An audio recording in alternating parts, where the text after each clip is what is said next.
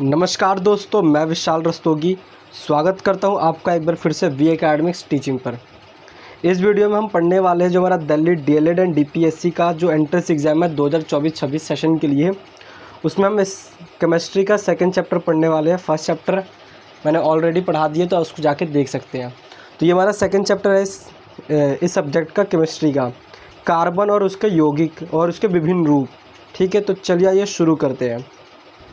तो पहले हम जान लेते हैं कि जो कार्बन होता है, कार्बन के बारे में जान लेते हैं। जो कार्बन का जो रासायनिक तत्व है, क्या है? एक रासायनिक तत्व है जिसका प्रतीक चिन्ह क्या होता है? सी होता है। इसकी परमाणु संख्या कितनी होती है? 6। कार्बन का प्रतीक चिन्ह कितना होता है? प्रतीक चिन्ह सी होता है, उसकी परमाणु संख्या 6 होती है। और ये आवर्त सारणी के समूह 14 कार्बन समूह में आता है। और कार्बन जो है ना एक अधातु है और ये सभी ज्ञात धातुओं में से सबसे प्रचुर मात्रा में पाया जाता है। कार्बन एक अधातु है, ठीक है। और जितने भी तत्व पाए गए उन सब में सबसे ज़्यादा जो मात्रा में पाया जाता है वो हमारा कार्बन है। तो देख सकते हो हमारा जो वातावरण होता है उसमें भी सबसे ज़्यादा हमारे वातावरण में आप देखोगे हर एक चीज़ में हमको कार्बन डाइऑक्साइड देखने को मिल जाती है।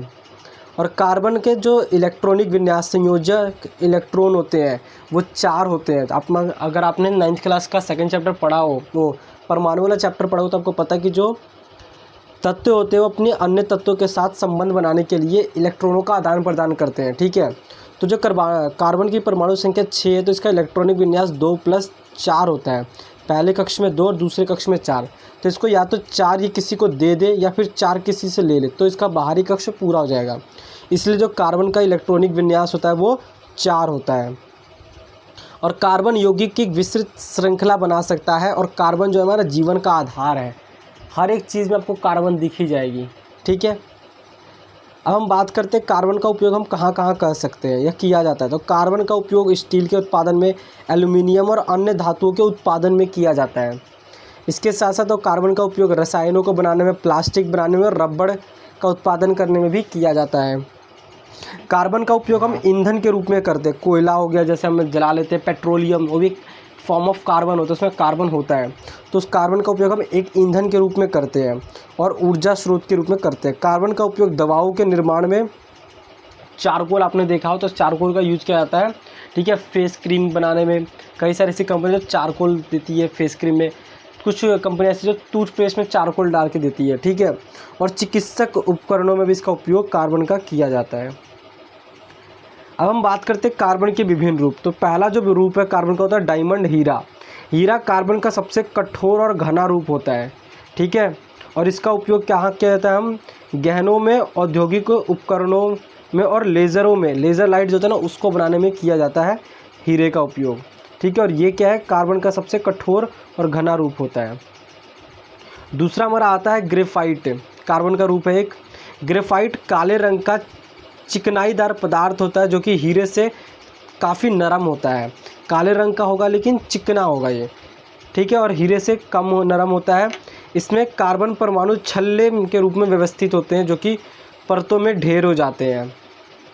और ग्रेफाइट जो है ना वो विद्युत और ऊष्मा का एक अच्छा संचालक होता है, ठीक है। तो ये ग्रेफाइट का उपयोग ना, ये जो विद्युत और ऊष्मा का एक सुचालक होता है, अच्छे ढंग से ना वो बिजली को और ऊष्मा को पास कर सकता है अपने में से, ठीक है। और इसका उपयोग हम पेंसिल में करते हैं। पेंसिल के आपने जो नोक देखी ना काले रंग की, वो ग्रेफाइट ही होता है। बैटरी में इसका उपयोग किया जाता है और स्नेहक के रूप में भी इसका उपयोग किया जाता है, ठीक है। अगला हमारा फ्लोरीन। तो फ्लोरीन क्या है? फ्लोरीन गोलाकार अणु होते हैं जिसमें 60 कार्बन परमाणु होते हैं और एक गोले में व्यवस्थित होते हैं। सबसे प्रसिद्ध फ्लोरीन जो है ना वो हमारा C60 है, बकमिन्स्टर